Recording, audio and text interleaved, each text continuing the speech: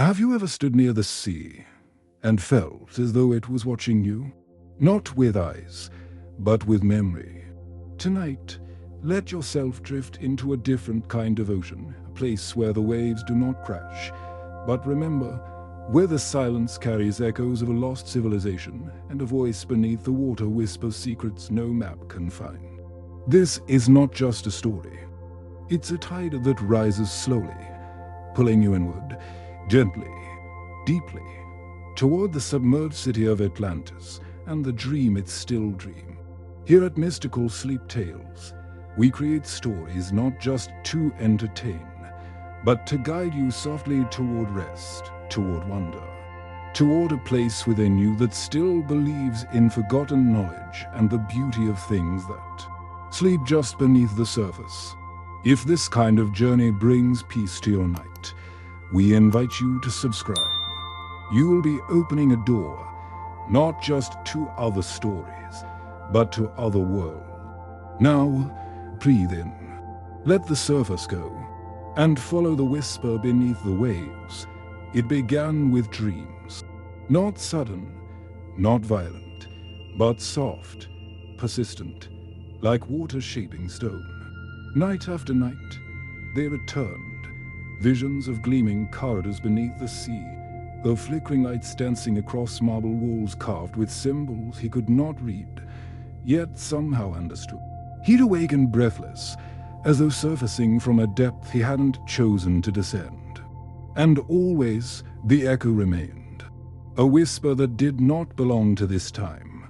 His name was Eiran, a quiet man with a quiet life. No family near, no anchors strong enough to hold him in place. He lived close to the sea, in a small home that tasted of salt and wood.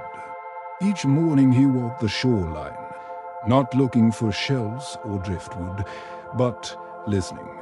The waves no longer sounded like waves. They hummed, like distant music playing through the folds of memory. Soon, the dreams began to reach beyond the night. Waking moments blurred. He'd look at a tide pool and see structures within it.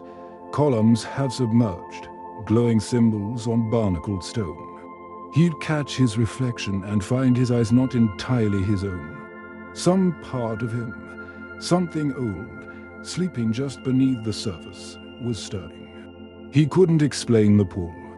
Friends, few as they were, called it fatigue or some poetic longing. But he knew better. It wasn't longing. It was remembering. Remembering something he had never lived. A knowledge that didn't grow from books or teachers, but bloomed from within, like coral waking beneath sunlit waves. One night, the whisper changed. It called his name, not with sound, but with certainty. He was not afraid. He didn't pack much, only a coat, a journal, and a silver compass that hadn't worked in years but had belonged to his grandfather, a sailor who'd vanished without trace. Eiran thought perhaps he had followed the same call. He boarded a small boat at dawn. The sea was calm, the sky dressed in soft amber mist. The compass spun lazily, as if unsure which world it belonged to. But Eiran felt sure. He let the boat drift. No maps, no destination.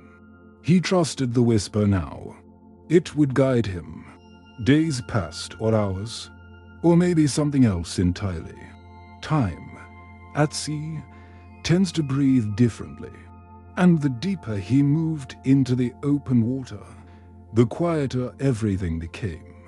Birds vanished, waves hushed. Even his own thoughts began to fold into silence.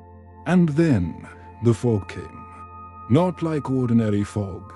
This one had weight-dot texture, like velvet soaked in memory. It wrapped round him gently, and the boat slowed, not by force, but by invitation. And as the last light faded behind closed his eyes, he heard it, not with ears, but from within. Welcome back. He awoke not with a start, but with stillness.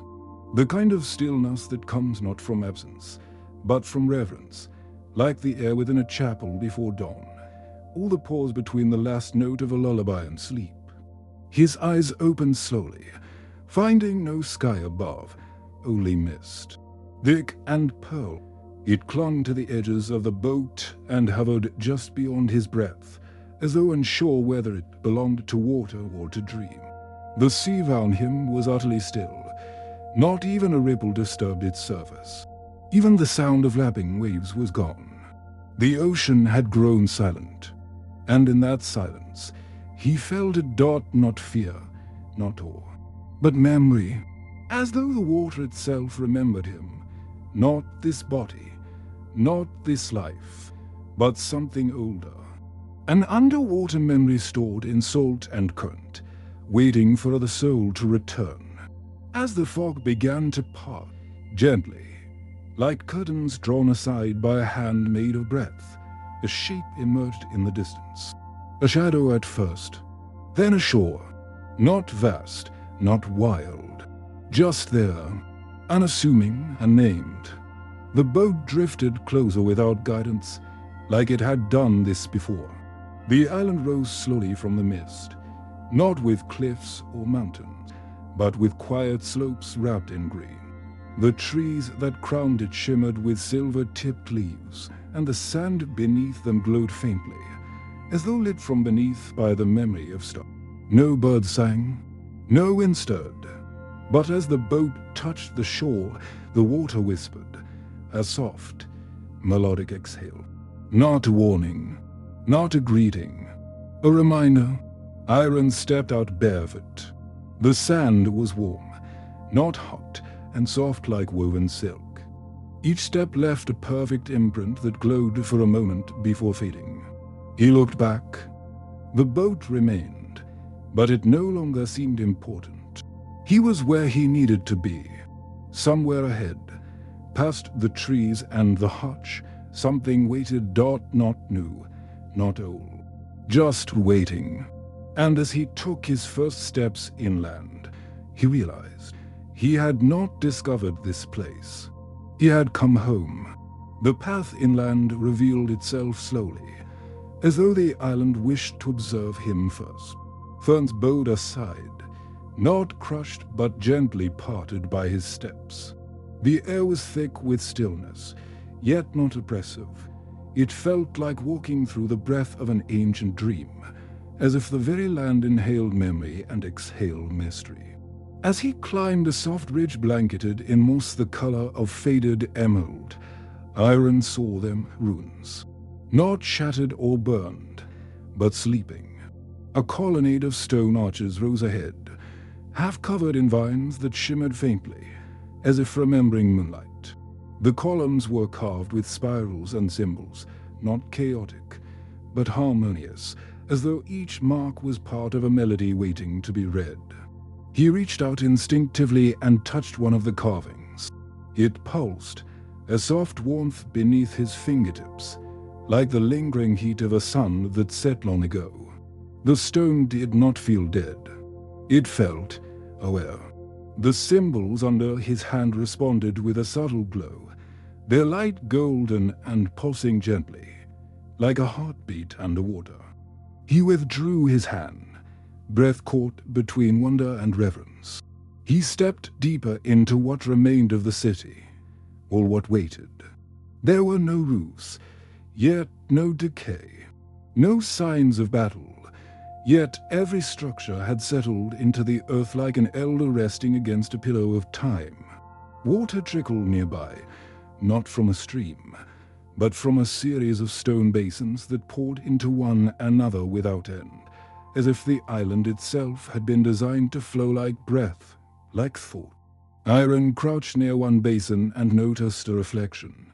But it wasn't the sky above. It was a city, submerged, glowing faintly beneath the water's surface, just out of reach. Towers of opal blue, domes of crystal, bridges curved like strands of silver hair. He blinked, and the vision was gone. Only water now dot clear, dot still. But the echo of the vision remained. A glimpse into the lost civilization whose bones this island carried not as ruins, but as roots. Everything here whispered not of destruction, but of pause. Not death, but sleep. And as he moved among the timeless ruins, Eiran began to understand. Atlantis had not vanished. It had simply lowered its voice. The sun, if it could be called that, had not moved in the sky. Its light remained soft and suspended, like candlelight trapped in crystal. Eiran had lost all sense of time, but not direction. The island itself seemed to guide him, one breath at a time, toward something deeper, toward a knowing buried beneath stone and salt. A gentle path of glowing stones curved behind the ruins, descending into a shaded grove where the air grew cooler and the scent of the sea thickened. There, half covered by twisted vines and sea-worn stone, lay a narrow archway, the entrance to a cave. But this was no common cave. Its mouth pulsed with a soft blue glow, like the breath of something ancient still dreaming. And from within, a sound emerged, not a voice, not a song, but something in between, like the hush of a great choir resting between notes. Eiran stepped inside. The walls were smooth, curving inward as though carved not by tools but by thought. Bioluminescent algae traced intricate patterns across the surfaces, and in their light, he saw them, the inscriptions, not written with words, but with symbols that shimmered as he passed. Each symbol a memory, each curve a truth. And though he had never learned this language, he understood it. The cave was telling a story. Atlantis had not fallen by storm, nor flame, nor divine wrath. It had drowned itself in silence, because it forgot balance. It was a realm of forgotten knowledge, not because its wisdom was lost, but because its heart had gone quiet. The people had turned inward, building endlessly upward in brilliance, but neglecting the ground beneath them, the soul, the stillness, the simplicity.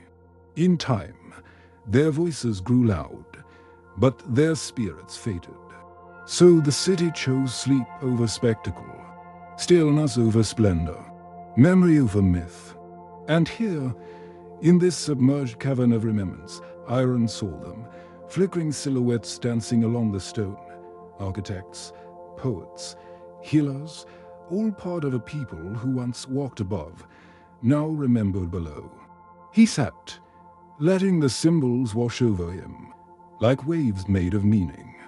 And as the final inscription pulsed softly, it whispered across his skin like a breeze, "You were one of us once, and you have returned to remember." When Eiran emerged from the cave, the sky had deepened in hue, not darkened, but shifted, like a dream preparing to reveal its final layer. The mist round the island thickened again, curling upward as though responding to what he had just seen. He didn't need to wonder where to go next. The island spoke now, not in language, but in alignment. A soft glow, bluish silver, pulsed between the trees, moving gently through the foliage like the light of a drifting lantern. And Eiran followed. The path grew narrow and quieter, not in sound, but in thought. The deeper he walked, the more his mind softened. Not emptied, just slowed. As though the space round him were made to carry only one thought at a time, like a tide carrying a single leaf toward the shore. Soon, he arrived at the edge of a clearing. There stood a temple, modest in height, grand in silence. Its columns were woven with vines that shimmered faintly, as though the stone itself remembered sunlight. The doorway held no door, only a veil of mist, through which shapes moved slowly, like fish behind glass. Eiran stepped through. Inside, the air was warmer, tinged with the scent of salt, stone, and something sweet, like petals soaked in memory. The chamber pulsed with light from beneath the floor, gentle ripples of blue and gold that moved with his breath. Along the walls, Crystal veins traced ancient pulse, glowing like nerves in a living organism. They didn't just illuminate, they listened. In the center of the temple, a shallow pool of still water waited. As he approached, the water shimmered, not from motion, but from recognition. He knelt before it, and the surface stirred. Light coiled upward, swirling like liquid memory, until it took shape. Not images, not dreams, but moments. He saw a woman dressed in sapphire robes, her eyes the same shade as the sea, placing a crystal into the heart of a tower. He saw children gathered beneath arches, listening to a man, himself, speak of balance, of stillness, of the harmony between wisdom and soul. He saw hands, his, carving the very symbols he had traced in the cave. He was one of them, not a visitor, not an outsider, a voice from within the civilization now wrapped in silence. The memories did not play like film. They breathed, they remembered him, and in that breath, he felt something shift within him, not a discovery, but a return.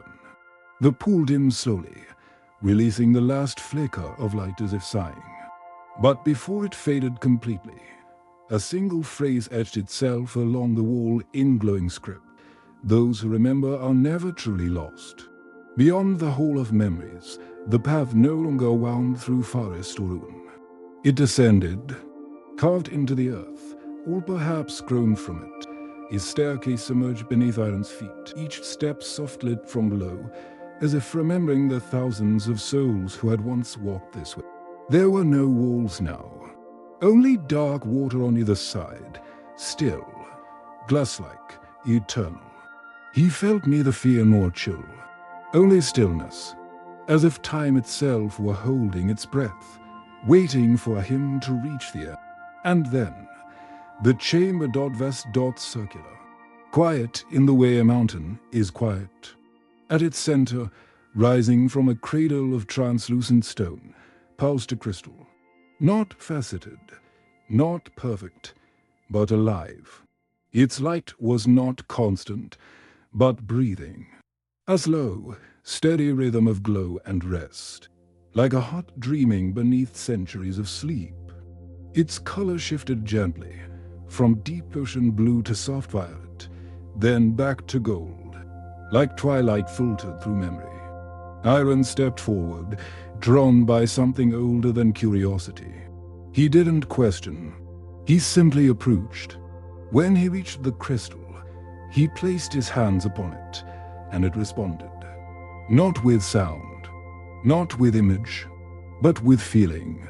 A vibration deep within his chest, a warmth behind his eyes, a melody that unfolded not in his ears, but in the marrow of his bones. The song of Atlantis, not sung with voices, but with soul. It told no tale. It made no argument. It simply was. A song of balance once kept, of wisdom once shared, of a civilization that dreamed too deeply and chose to rest until the world was ready to listen again. The language it spoke was not known, and yet deeply remembered. He felt tears on his cheeks before he understood why. Not sorrow, not joy, but a recognition too vast for words. The crystal pulsed once more, brighter now, and Eiran heard one final note, not louder than the rest, but clearer. It didn't ask. It didn't command. It offered a choice: remain or return. The chamber was still, yet brimming with presence. The crystal no longer pulsed. It simply waited, like a question posed in silence, needing no explanation. Eiran stood before it, heart softened by the song, hands warm from its glow, and the weight of choice folding gently over his shoulders like a familiar cloak. The offer had no words, and yet he felt its shape. Remain, and become part of the city's eternal dream, soul suspended in stillness, never aging, never needing, never remembering the surface above, or return and carry with him only a fragment, a whisper, a seed, of what he had seen and felt. But that memory would blur, like mist in the morning. Atlantis would fade, leaving behind only traces in the corners of thought and feeling. He breathed in. The air was different now, heavy with meaning, soft with sorrow. To remain was tempting, to live in balance, to never forget, to never be alone again. But to return, that meant choosing imperfection, forgetting the clarity he had found, risking that the world above would not listen, would not feel, would not understand. And still, he knew, the gift of Atlantis was never meant to be kept. It was meant to be planted.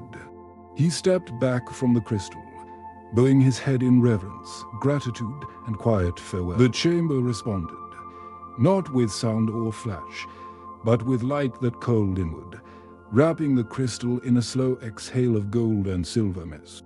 As Eiran turned, a small object rested where his feet had been, a fragment of the crystal, no larger than a pebble, glowing faintly like the memory of a star. He picked it up. It was warm. It was enough. A new path had appeared, rising gently from the chamber's edge, leading upward. Not carved, not lit, just known. And as he ascended, the chamber dimmed behind him, the ocean folding once more into silence. Atlantis did not vanish. It simply turned the page. The ascent was not swift nor slow. It was timeless, like waking from a dream where the seconds stretch and collapse upon themselves, and the breath between one thought and the next feels like a lifetime. Eiran followed the rising path carved into the sea, though no walls held him, and no water touched his skin. He moved through the ocean not like a swimmer, but like a memory surfacing gently through layers of mind and mist. Above him, faint lights shimmered, stars perhaps, or reflections from a world still distant. Below him, Atlantis faded softly from view. There were no final glances, no waves goodbye, only stillness, only presence.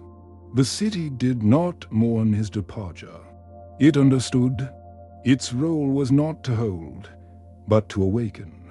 And as Eiran rose, a strange weight filled his chest, not heavy, but full. A longing without pain, a grief without sorrow, a presence that said, "You are still a part of us, even apart from us." When he broke the surface, the air felt cooler, sharper, like the first breath after sleep. Above him, the sky had shifted. It held a strange hue, not sunrise, not twilight, something in between, as though time itself had paused to acknowledge his return. His boat rocked gently nearby, exactly where he had left it. And yet, everything was different. He climbed aboard and lay back, arms open to the sky, the sacred crystal fragment still held tightly in his palm, warm, pulsing faintly like a dream that hadn't finished speaking. The sea around him moved once more. Wine stirred. A gull called in the distance. Life resumed. But Eiran, he didn't quite. He rested there, eyes open but unfocused, letting the boat drift wherever the waves chose to take it. He didn't need direction anymore. He had found something beyond it. Something deeper than truth, lighter than memory, older than name. And as sleep returned to him, slow, inevitable, kind, the voice from below whispered once more, "You have not left us. You carry the tide within you now." The boat swayed gently, not with urgency, but with the slow rhythm of something ancient, the same rhythm that rocked cradles, carried tides, and lulled ships toward forgotten shores. Eiran stirred, his eyes opened slowly to a world colored in muted golds and silvers, as if the sun had hesitated on its rise.